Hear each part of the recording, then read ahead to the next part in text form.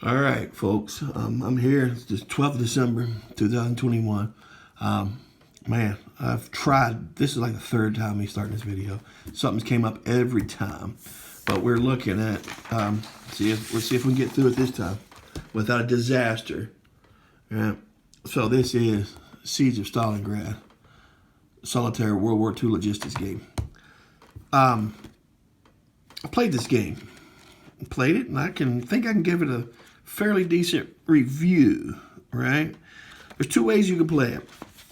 You can photocopy your two charts. You got two charts. Photocopy your two charts, and they give you plenty of extras in here, which I do like. And then you can cut out and mount some counters, right? But it's not necessary to cut out and map the counters, which I liked a lot because you can play with a pencil. You can just, I did. You can just mark it with, make a tick mark on a pencil and erase, because that's all we're doing here. We're talking about a resource management game. Any of the war of this game, and there is some battle, some fun, is very abstracted out so much you're not managing defense other than managing your resources, right? And you just got these tracks, and you're going to have to decide what you're going to lose, what you're not going to lose, and you're trying to get through. This is a turn record track. You're trying to get through 300 turns. Yeah. So a lot of turns, right? So how's the game? I've had Minden Games before. These book games, which I love book games, but with varying degrees of likability, right? This one, I like the idea of it, but again, it's a logistics game where that's going to be a lot of what it just sounds. There's going to be a lot of die rolling, ton of die rolling, actually, because you're going to roll on page 11. I believe it is. I believe I've learned that chart after 200 turns. You kind of learn that. You're going to learn. You're going to basically roll on this chart, and it's going to tell you what to do. It's going to take you to other charts. It's going to tell you what to do here and there. There are decisions to make, right? You can get your activity points because you've got three phases. Your activity phase, right? Your activity phase. Then you're going to go with your result phase. Your activity phase is where you're going to put your activity points into. Result phase, you're just going to roll on the charts, and then where some of you're going to have some surrender rolls. Your morale gets too high. Your morale gets past here. You start, because everything moves from right to left. It gets here, you're going to start your surrender rolls, right? And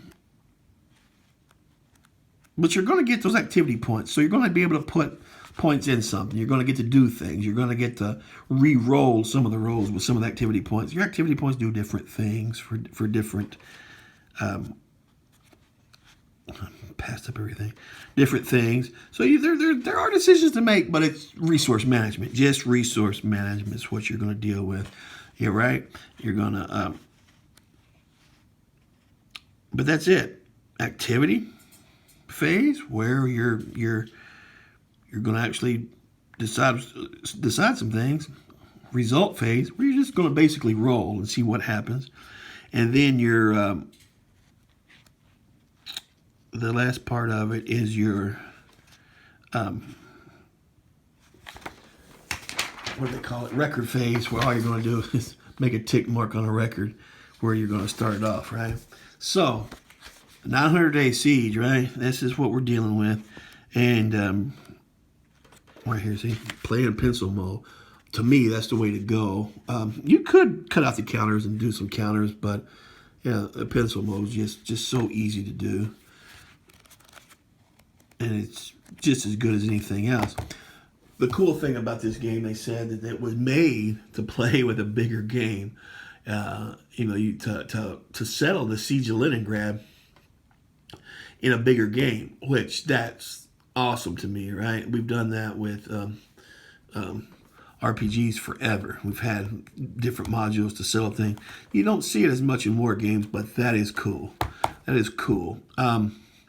So yeah, I give it a 5.5. 5.5. That sounds low.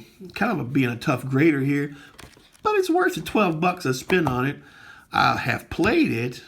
I'll probably play it again sometime. Just because bad stuff happens, and it's just the idea of trying to get through 300 turns. It goes fast, but trying to get through 300 turns in resource management is a neat little challenge. But also, I do plan on trying to use this in a game soon, as to settle the sieges of Leningrad. I'm getting together with my old game group, which we haven't done in forever, here in the next few days, and I'm gonna try to sell that on them. Settling, if the siege of Leningrad, and when it takes place, we'll sell it this way, which is awesome to me. But that's it. That's all I got for you. Amazon. You can find it on Amazon. If you like